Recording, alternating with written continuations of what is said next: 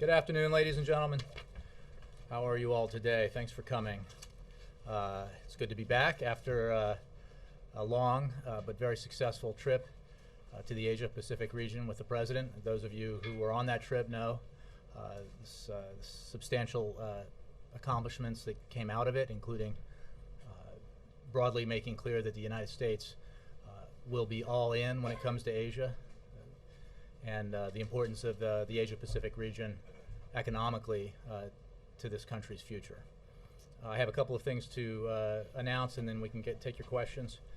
First of all, President Obama spoke earlier today with Italian Prime Minister Mario Monti to congratulate him on his appointment and to thank him for taking on such a significant responsibility at a critical time.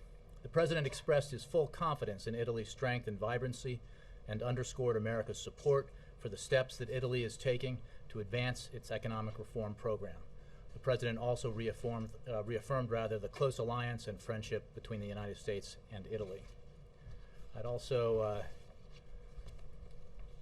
like to draw your attention to the fact that tomorrow in New Hampshire, the President will meet with a family and make remarks urging Congress to act to extend and expand the payroll tax cut that has given tax breaks to millions of families across this country.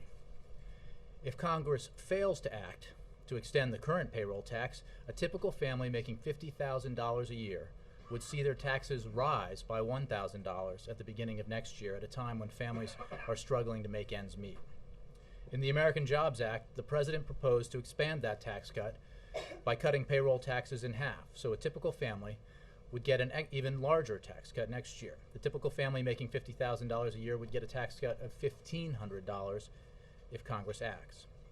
The President also proposed a full payroll tax holiday on any increase in payroll for firms that hire new workers, providing millions of businesses an incentive to create new jobs. With the holiday season approaching, the President will urge Congress to act not just to ensure that taxes don't go up on middle-class families at the beginning of the year, but also to pass tax breaks for families and small businesses in the American Jobs Act to help strengthen the recovery and create jobs now. Those are my announcements. Mr. Kunin. Thank you, Jay. Welcome back to Gridlock. The supper committee, the supper committee, that too. The super committee is expected and poised to announce failure today. And without a deal on deficits, 1.2 trillion in cuts are triggered in 2013. You've called those from the podium onerous cuts. Secretary Panetta has said that they would be devastating and would create a hollow force. What's the White House reaction to this failure, congressional failure? And given the dire consequences, why did the White House not become more engaged, kind of to the degree that the President did with Speaker Boehner back in the summer? First of all, Jim, I will wait for members of that committee to make an announcement as to their success or failure. To the end of your question, the President of the United States, as you noted, throughout the summer was engaged directly and personally in extensive negotiations with Congress, with the Speaker of the House, on what would have been a broad and balanced and substantial proposal to reduce our deficit and debts over the long term. The Vice President also was engaged, as you know, with House Majority Leader Eric Cantor. And those efforts, unfortunately, despite the willingness of the President to take extraordinary steps and to bring his party along with him in their willingness to go along with the kind of balanced approach that he felt was necessary and right for the country, in the end, Republicans walked away from that deal. The President, at the beginning of the process, at the beginning of the super committee process, a committee established by an act of Congress, put forward a comprehensive proposal that went well beyond the $1.2 trillion mandated by that act, and was a balanced approach to deficit reduction and getting our long-term debt under control. That has been available to the committee since it first started meeting, and is available today with the waning hours left to it to act as a roadmap to how you achieve the kind of balanced approach that Americans demand. This committee was established by an act of Congress. It was comprised of members of Congress. Instead of pointing fingers and playing the blame game, Congress should act, fulfill its responsibility. As for the sequester, it was designed, again, in this act of Congress, voted on by members of both parties and signed into law by this president, specifically to be onerous, to hold Congress's feet to the fire. It was designed so that it never came to pass, because Congress, understanding the consequences of failure, understanding the consequences of inaction, the consequences of being unwilling to take a balanced approach, were so dire. Now, let me just say that the Congress still has it within its capacity to be responsible and act. As you noted, the sequester doesn't take effect for a year. Congress could still act and has plenty of time to act, and we call on Congress to fulfill its responsibility. Does the president agree first with Secretary Panetta that it would hollow out our military force? We've made we made clear that the cuts in the sequester are not the best approach to achieving the kind of deficit reduction that we need, and that the defense cuts are much deeper than we think are wise, as Secretary Panetta and the President and others have made clear. Which is why Congress needs to fulfill its responsibility. It needs to hold itself to account, and also should not then try to undo the consequences of their own failure, the consequences that they themselves passed into law. They should do the right thing and come together.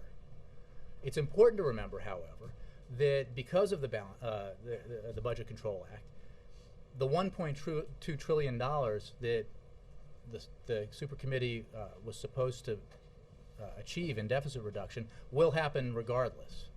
That was the purpose of the law. It's Congress's responsibility to achieve that in the right way, in a better way, in a balanced way. And again, the president has weighed in great detail with what he thinks is the right approach, an approach that's supported overwhelmingly by the American people, overwhelmingly not just by Democrats and independents, but by Republicans. And unfortunately, we've come to a point where, I mean, it really is. There's a lot of complexity that is loaded onto this process unnecessarily. In the end, it comes down to a decision by Republicans that they are unwilling to do what the American people say they believe should be done, which is ask the very wealthiest Americans, millionaires and billionaires, to pay a little bit extra so that we can achieve the kind of deficit reduction and long-term debt control that we need. So you're saying that short of that willingness, it's hard to see how we get to an answer. So you're saying the responsibility ultimately lies with Republicans. Look, I don't think are unable to. I think that, as everyone can see from where we've been through this process, the bipartisan proposals put forward by the Rivlin-Domenici Commission, by the Simpson-Bowles Commission, by the President, and the proposals he worked on with the Speaker of the House, and the proposal he put forward for everyone to see in September, requires everyone who looks at this responsibly says you have to do it in a balanced way. You have to have revenue as well as discretionary cuts, as well as defense cuts, as well as entitlement reforms. The President has always approached this in that balanced way. Bipartisan commissions have approached it in the balanced way that the President has. So far, Republicans in the Congress have not approached it in the balanced way that is really the only way to get this done that's fair. Otherwise, as we saw from the Ryan budget, if you don't do it in a balanced way, if you protect the wealthiest Americans from having to pay their fair share, not just protect them from having to pay more, but actually in many cases give them more tax cuts, then the burden falls on senior citizens who see their Medicare bills skyrocket, and then families with children who are disabled and others who are vulnerable in our society. That's the approach. That's the alternative. If you don't do it in a balanced way. On another subject, Egypt, bloody, deadly rioting there. Does the president have a message for the Supreme Council there? They've been fairly vague as to when they might hold presidential elections, which is part of the cause behind the rioting in the streets? Well, we are deeply concerned about the violence that has led to a tragic loss of life over the weekend in Egypt, and we call for restraint on all sides so that Egyptians can move forward together to forge a strong and united Egypt. We don't, as this process moves forward and as the Egyptian people shape their future, the United States continues to believe that these tragic events should not stand in the way of elections and a continued transition to democracy that is timely, peaceful, just, and inclusive. It's important to step back and remember how far Egypt has traveled this year. And it's important that Egypt continues to move to make that transition to the democracy that the people of Egypt demanded. And as a result of their demands, they ended a multi-decade dictatorship. So we urge, again, restraint on all sides and for the process towards the transition to continue. Should the generals specify when those presidential elections? Well, yeah, I don't want to dictate specifics to Egypt, but we do believe that the process needs to move forward. Yep. You mentioned that the president had spoken to the new Italian prime minister. Europe's debt crisis plus expectations that of a failure by the super committee are driving the markets down very sharply today. What, if anything, can the president do to reassure the markets that the U.S. that he's putting the U.S. on a path to fiscal soundness? And is the president satisfied with the speed at which the European leaders are now tackling their debt crisis? On the first point, I'll briefly reiterate what I said to Jim, which is that the president put forward a comprehensive plan. He believes Congress the committee could take up that plan and pass it out with its remaining hours if that kind of compromise were something that all sides would want. It is important to remember in terms of the deficit reduction that is embedded within the Budget Control Act that will go forward, that the $1.2 trillion as a minimum will happen as prescribed by law. Again, not in the way that we want, not in the way that Congress should want, which is why Congress should take the opportunity to act and deal with this in a balanced way, in a fair way, in a responsible way. But the deficit reduction will happen regardless. As for Europe, we remain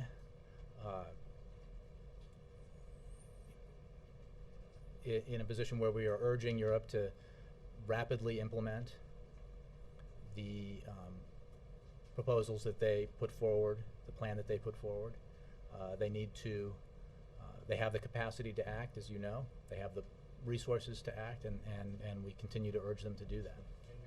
In the past, the president has said that the Europeans are not acting as quickly and as aggressively as they need to deal with the situation and prevent the headwinds from hitting the U.S. And are they acting fast enough and aggressively enough now? Well, I think by making it clear that we believe they need to move forward on rapid, decisive implementation, that we believe that rapidity and decisiveness is needed here.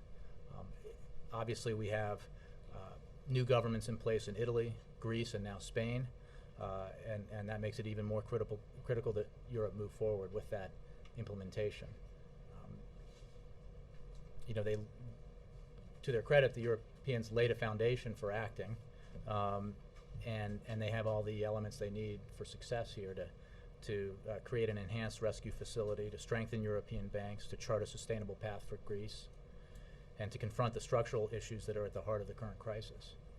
As you know, Matt, the President and Tim Geithner, the Secretary of Treasury, and others have been very engaged with their European counterparts on this issue, offering advice because we have a certain amount of experience in dealing with this kind of crisis, and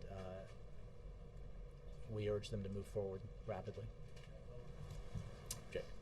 I'm sorry, yeah, Jake, and then Jessica, and then I'll move back. I just want to get some reaction from the White House about the information networks in Lebanon and Iran that have been discovered wondering if there will be a demand for accountability, a review of CIA procedures, and how much the White House is concerned that this will affect the attempt to monitor Iran's efforts to get a nuclear weapon. Well, I'm not going to comment on intelligence matters from here, Jake. So maybe if you have a more specific question on this issue. Well, this is something that is making news all over the world. It's not a secret anymore. There has been I assume you know what I'm talking about. Is there no reaction from the White House at all? Is there no concern that this information network has been discovered and there's people who were serving for the United States or may have even been executed? Well, again, I'm not going to get into a matter of information networks regarding intelligence. If you're talking about Iranian behavior in general, I'm happy to comment on that, but not on that specific. Would you care to comment on Iranian behavior in general?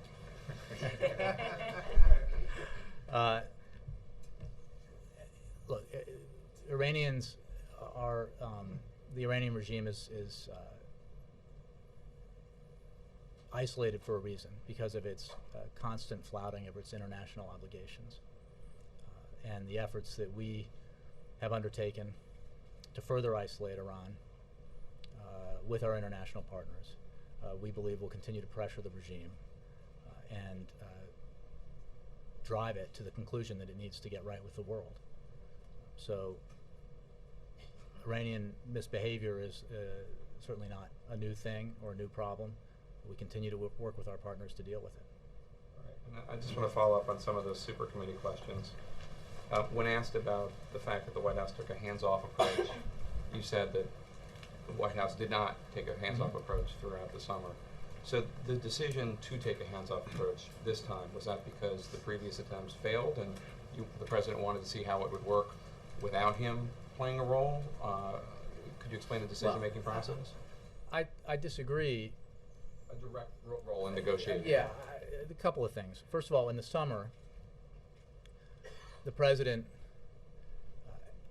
as President, had to deal with a potential disaster that would have befallen this country and the global economy had those who seemed determined to push this process over the edge by allowing us to default on our obligations succeeded. So there was an urgency at the time that required his direct involvement. But let me now argue with the premise, which is that he's been disengaged. That is simply false. I didn't say that. Oh, okay, but the premise is that he has been less engaged. What happened? Hawaii. I mean, one assumes The super committee has been in existence now for a long time, and at the beginning of the process, now remember during the summer there were lots of calls for where's the President's plan, where is his ideas on paper, where are they? And as you know now that we were involved in intensive negotiations, the President was with the Speaker of the House, and by design and by request by the parties to those negotiations, the process was kept relatively quiet and paper was not made public. There was a hope that that process would lead to the grand bargain, that Speaker would reach an agreement in which balance was achieved, that revenues were included, and some tough decisions on entitlement reforms were also included. At the beginning of this process, the committee created by Congress, the President preemptively, if you will, put forward his ideas, his plans in detail, and those have been available. It's never been a mystery for the members of the committee what the President thinks or what his preferences are in this process. What we have seen, unfortunately, is that very early on in the process, I believe it was the Speaker who announced that revenue was off the table, basically declaring that the vast majority of American people, their ideas for how this should be done were irrelevant. Well, we know that that's not what happened. That Senator Toomey did make an offer. Right. Well, there was an offer, as we've seen reported, that involved some revenues, while it then provided even additional tax cuts for wealthiest Americans. And it wasn't the kind of balanced plan that the public supports, the President called for, the bipartisan commissions both demanded. and that ultimately is the only way that we can get to the kind of sweeping deficit reduction and debt control that we need. So we made clear from the beginning what the president's position was. The committee was established by an act of Congress with members on the committee who are all legislators in Congress, and what their mandate was quite clear, and the path to a compromise was always quite clear. But there had to be willingness on both sides. There has to be willingness on both sides to want the kind of balance that the American people demand. But the president did make a decision to not be as involved in this as he had been in the summer. Well, they're entirely different circumstances. Okay. But if you're, I don't disagree that he wasn't having one-on-one conversations with the Speaker of the House here in the White House on this. But this, we were in a different place. That was working out an approach with the Speaker that then became very well known to the public. The willingness of this president to make tough decisions, do hard things for Democrats, his commitment to bringing Democrats along in that process, and what his position then became, I think it's been clear to everyone since agree then. on the premise. Mm-hmm. Was that a mistake? Was it a mistake that the president put forward a detailed, comprehensive proposal? Was it a mistake No. for him not to have been Absolutely as involved? not. For him not to have been as involved? Of course not. Okay. No, he has been, from the beginning of this process, directly engaged in it, providing ideas, proposals, specifics, and what the Congress needs to do to get this done is apparent to everyone who writes about this, who reports on it for television, who pays attention at all. And there's just a remarkable unwillingness among Republicans, unfortunately, to accept the fact that the only way to get from here to there is to do it in a balanced way. That's the only fair way to do it. And we hope that Congress will eventually act accordingly. Let me, Jessica, and then I'm going to move in the back. Yeah. Two quick questions. First, on Iran, the UK today has announced they're sanctioning the central bank, but the U.S. is not following suit. We're sanctioning. This is in the wake of the IAEA report. The U.S. is sanctioning some companies, but not the central bank. Why has the U.S. made this decision? Well, first of all, we are, as we said we would do, increasing sanctions, ratcheting up pressure on Iran, and we continue to look at all options going forward. So we are in this place with Iran, the isolation that it feels and the pressure that it feels because of leadership from here by this president and this administration, working unilaterally and together with our partners and allies around the globe, including the UK. So, and specifically with regards to the central bank, we continue to look at all options, and we'll consult with Congress on that. But you should be clear about the actions that we are taking and that we have taken. So sanctioning the central bank remains an option. Everything is always on the table. On the super committee, the president in the past has said that he does not regret not taking Simpson Bowles to the American people. But given what we're looking at today, is it not clear that that was his best shot at getting some sort of debt reduction plan through Congress? I know that's a question and not a statement of what you believe, because here we are in a position where I believe the last proposal put forward by the leader in the House was for $3 billion in revenue, and the suggestion that revenue twice as the size of what the president put forward would somehow be agreeable to Republicans, I find pretty interesting. And twice the defense cuts, too. That's what Simpson Bowles called for. So let's be clear. And the approach that Simpson Bowles took is one that the president adopted. Many provisions of Simpson Bowles are reflected in the positions he took over the summer and in the plan that he put forward in September. But the idea that somehow, if we just put a different name on it, Republicans in Congress would be willing to, well, there are some who are saying they should vote on it now. I mean, but let's be realistic about what Simpson Bowles calls for in terms of the extent of revenue and the extent of defense costs, cuts, as well as many other provisions. The overall approach that Simpson Bowles took in the commission that the president set up is one that he has adopted, and his proposals mirror quite closely. There was less acrimony in Washington at that time, and it was. Do you really think so? I'm prior not sure. to the debt commission, prior to the debt deal, the debt talks. Well, I suppose everybody's memories are a little gauzy about golden eras that existed in the past, but not that I'm aware of. And again, it's Starting a if conversation earlier couldn't you're have telling me happened. that Republicans in Congress are suddenly now willing to embrace the kind of broad, balanced approach and would vote for a broad, balanced approach, which again is what the president has put forward, I think that would be great and welcome news. There has not been that evidence of that all year long, unfortunately. Is there any way in which the White House takes any responsibility for the failure of these debt negotiations to go anywhere? Congress assigned itself a task, wrote a law, voted for it, president signed it. They have to hold themselves accountable. They have to do the things that American families do every day, which is live within their means and take responsibility for their own actions. But there's a committee that they established that was assigned a task that, again, isn't all that complicated and isn't all that difficult if there's a willingness to compromise. So we continue to urge Congress to act. There is an opportunity here for Congress to act going forward and to deal with these problems. Let me go in the back. Yes, German press. Yeah. Oh, thank you. Thank you, Jake. I was also traveling just the other direction. I was a week in Germany, and from there the world and the financial state of international affairs looks a little bit different. So people are really amazed how this country, I know it's not the government in every democracy, but they try first and foremost parliamentary responsibility, not government responsibility, how this country deals with the debt crisis. US, as far as I know, has a worse debt to GDP ratio than the whole Eurozone. We are talking about the Eurozone, not about the United States, but Congress can't get its act together. So from the European perspective, it seems that this country is a bigger mess than Europe. We are not proud where we are. We know that it's slow and not bold and so on, but at least they're doing something. They're deciding something, they try to follow through. And here, nothing is happening. Third time in this year.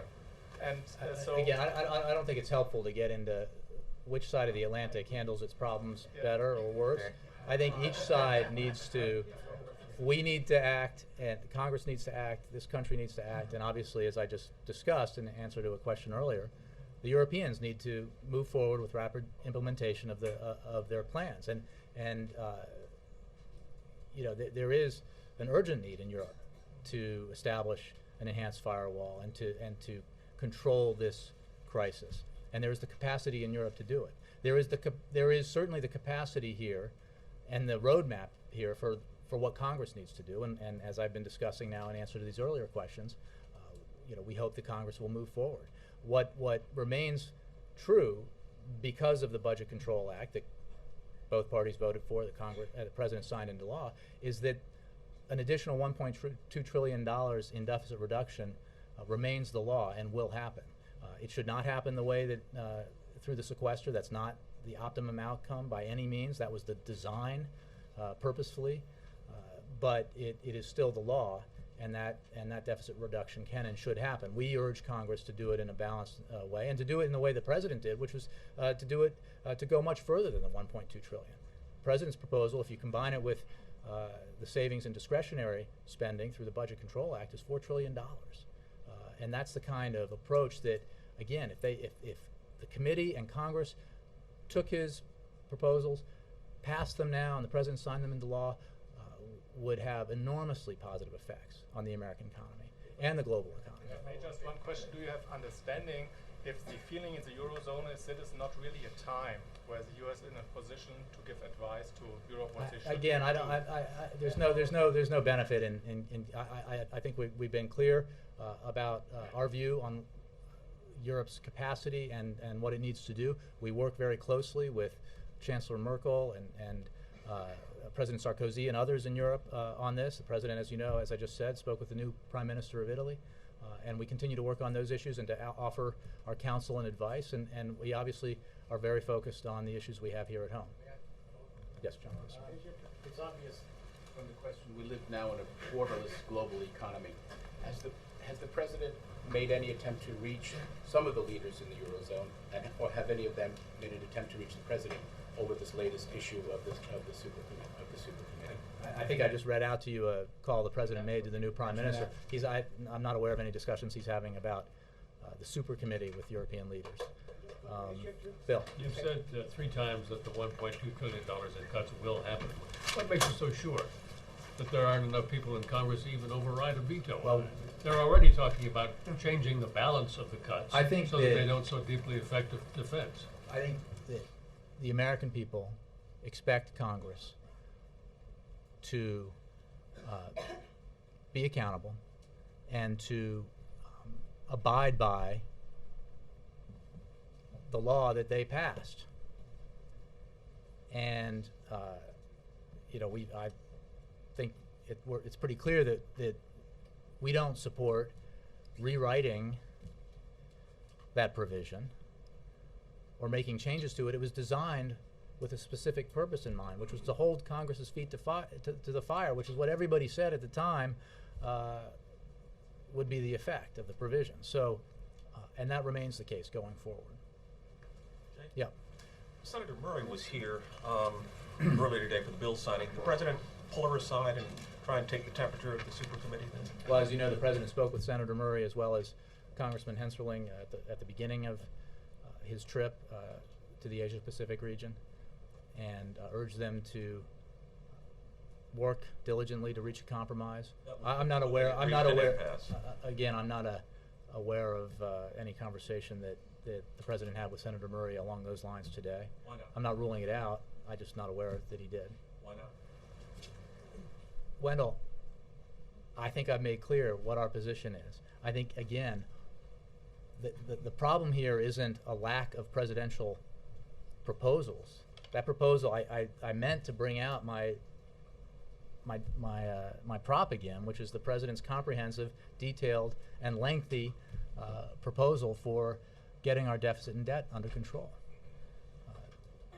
Senator Murray knows that proposal well, and as does every member of Congress, certainly every member of the super committee, although some members of the media occasionally forget that it's out there.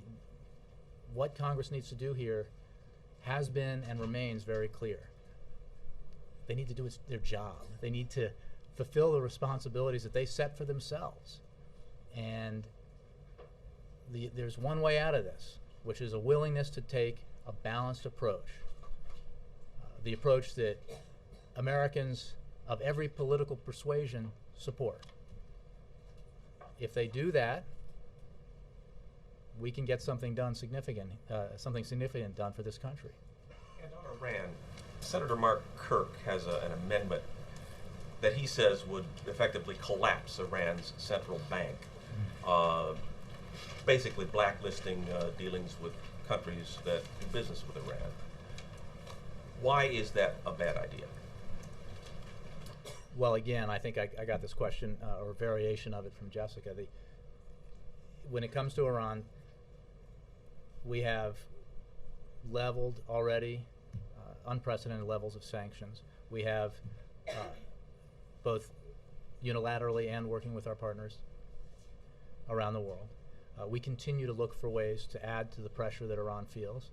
And with regards to the specific question of the central bank, we're continuing to look at all options.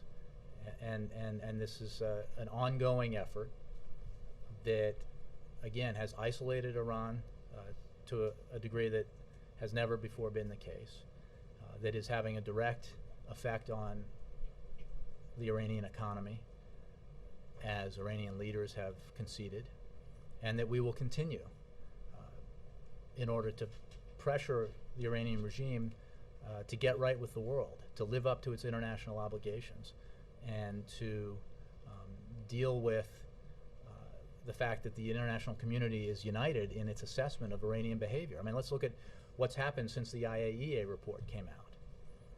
We've had a vote by the Board of Governors that was overwhelmingly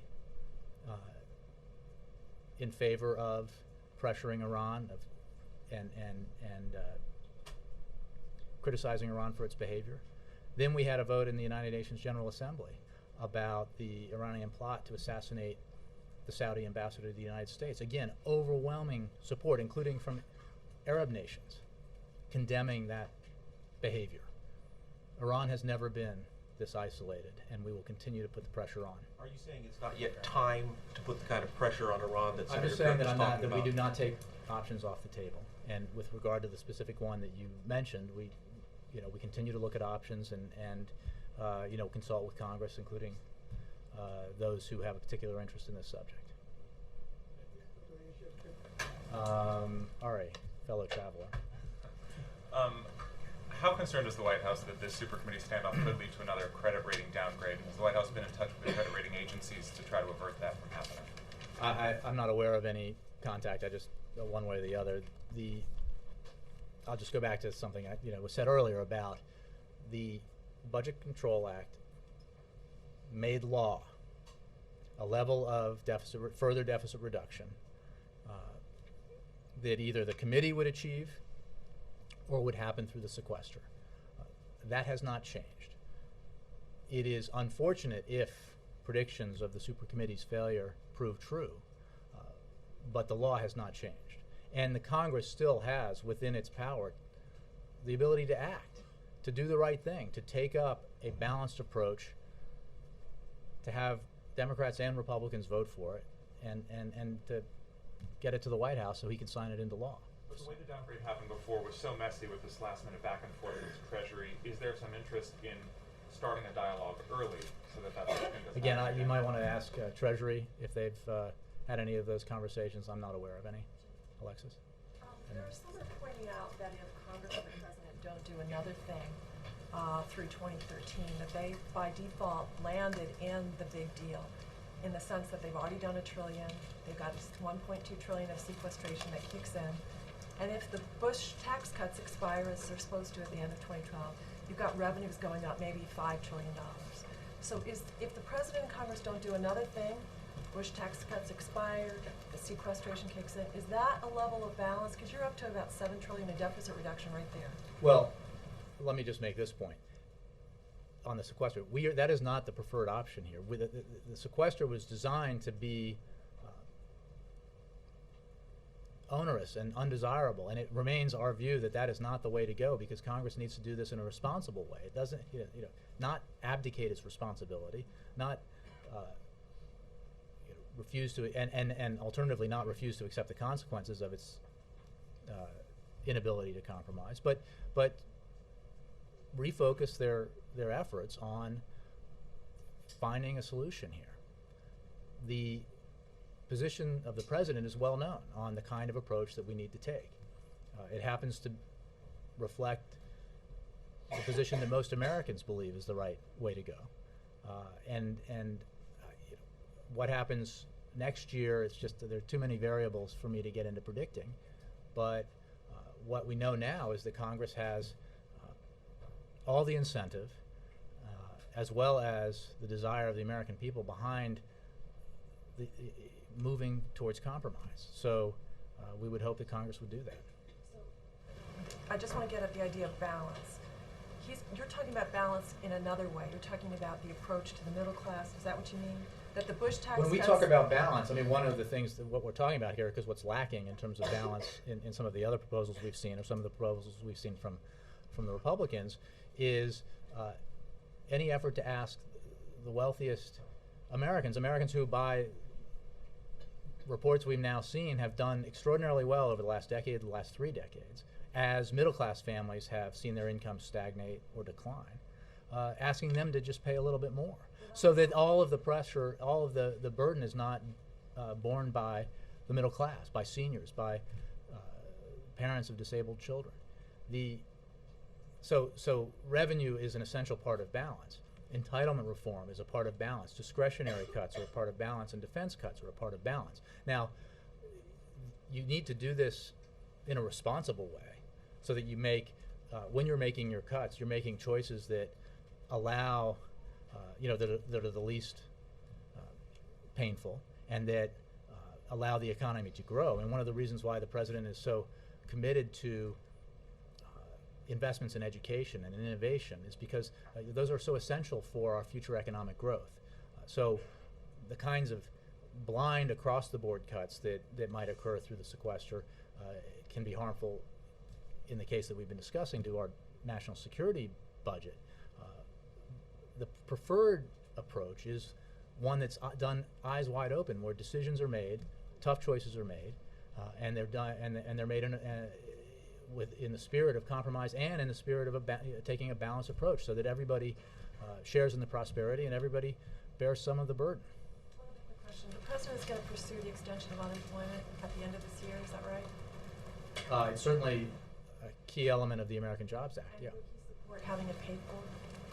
Well, the president's proposal, as you know, is very clear. It's paid for in the way that I've been discussing, as are all the provisions of the American Jobs Act. We certainly expect the Senate to put forward a proposal on the payroll tax cut and the extension of UI that reflects those principles. And beyond that, I'm not going to speculate.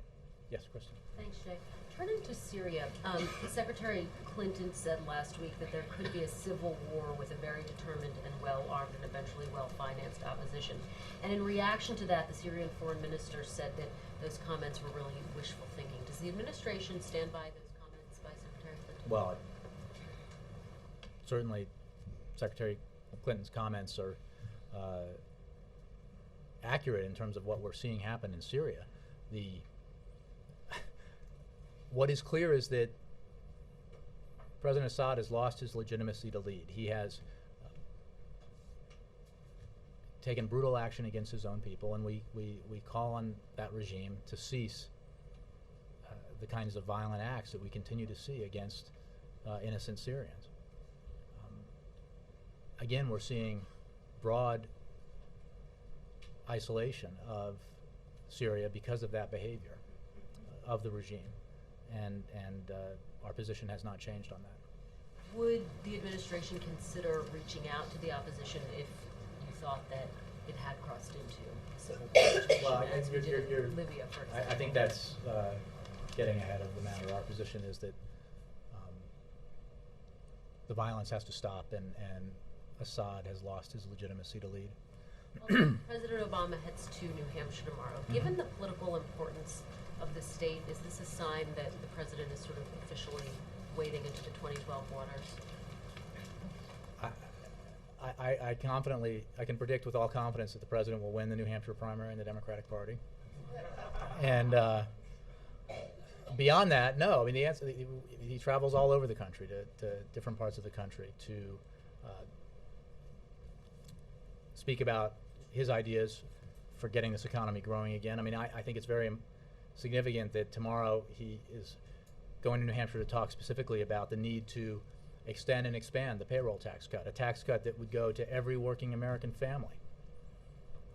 And in answer to an earlier question that he believes should be paid for by asking millionaires and billionaires to pay a little bit extra. It also, his proposal also includes payroll tax cut for businesses. And these are the kinds of measures that I think it's important. Just the existing payroll tax cut, the one that was put into law last December, almost a year ago, and that has been in place this whole year, by independent economists in analysis, added at least 0.5% and maybe as much as 1% to gross domestic product this year, to GDP, to the growth of this economy. We need to ensure that that is in place for next year, because Americans are struggling and they deserve this tax break. And we certainly would be shocked if Congress did not go along, if Republicans, as some have said, did not support a tax cut for working Americans. To not support that, but then to demand protecting tax cuts for the wealthiest among us and even extending them is to me, I would think, an untenable position politically, even if it doesn't weigh on your conscience. Carol. I just want to clarify two things. One, why does the White House think the super committee fails? And the second is, you said that the president's wants to pay for the payroll tax cut extension through raising taxes on millionaires and billionaires. Is that specifically what he supports? And or do you mean that Well, the on that millionaires point, tax that Senator Reid had put forward before? And if so, what makes you guys think that that's going to Well, pass Congress? the whole American Jobs Act, including the payroll tax cut extension and expansion, is paid for that way through revenues drawn from asking the wealthiest Americans to pay a little extra. Now, in terms of what, now that we're in a situation where we're not voting on the entire American Jobs Act, but elements of it, and the Senate Democrats have put forward these provisions and paid for them so far by asking for a little bit extra for millionaires and billionaires, and if they that would be an approach that this president supports, because it meets the principles that guided him when he designed the American Jobs Act. As for the super committee, if in fact the predictions of its demise prove true, I think there has been, in the end, an unwillingness by Republicans to go along with the kind of balanced approach that not just this president, not just Democrats, but independents and Republicans out in the country believe is the right way to go. I certainly hope that Republicans in the future or going forward now would entertain the idea of taking that balanced approach. Again, the approach that was embodied in the Simpson-Bowles Commission report, embodied in the Rivlin-Domenici proposal, and embodied in the negotiations that the Speaker of the House and the President engaged in this summer, and embodied again in the President's proposal in September. There aren't that many ways to skin this cat, and the best way is evident and clear to everyone who looks at it, and we hope that Congress would act on that. Yeah. Jay, when was the President first briefed on the lone wolf in New York City? And what's his level of involvement been since then? Well, it's a law enforcement matter at the local level, so I refer you to local officials on that. The President, I'm sure, was, I don't know this because I haven't asked, but I'm sure he was made aware of it this morning, if not yesterday. Earlier, you referred to the President's proposal that you kind of held up, I think 3 times in the last briefing, which was 12 days ago, as a prop. Since the President issued that proposal, in the intervening months since then, can you describe his day-to-day involvement in the actions of the Super Committee, including during the Pacific trip? Well, as you know, the President called at the beginning of his trip. Senator Murray and Congressman Hensarling discussed the progress of the Super Committee, urged the 2 co-chairmen to move forward and try to reach a deal. I can describe very clearly to you that the President put forward in that proposal, and I called it a prop because I know you all had reported on it and read it in detail prior to me bringing it out almost 2 months after it had come forward, what his ideas were for the committee to adopt. So proposal and 2 phone calls. We've been through this a number of times. The membership of the committee was made up by is comprised entirely of members of Congress, with a mandate passed into law by Congress, majorities of both parties, or members of both parties. And there wasn't a seat at that table that I'm aware of for a member of the administration. Now, we were all fall in contact with members of Congress through various liaisons here at the White House, contact with members of the committee. But let's be clear about it.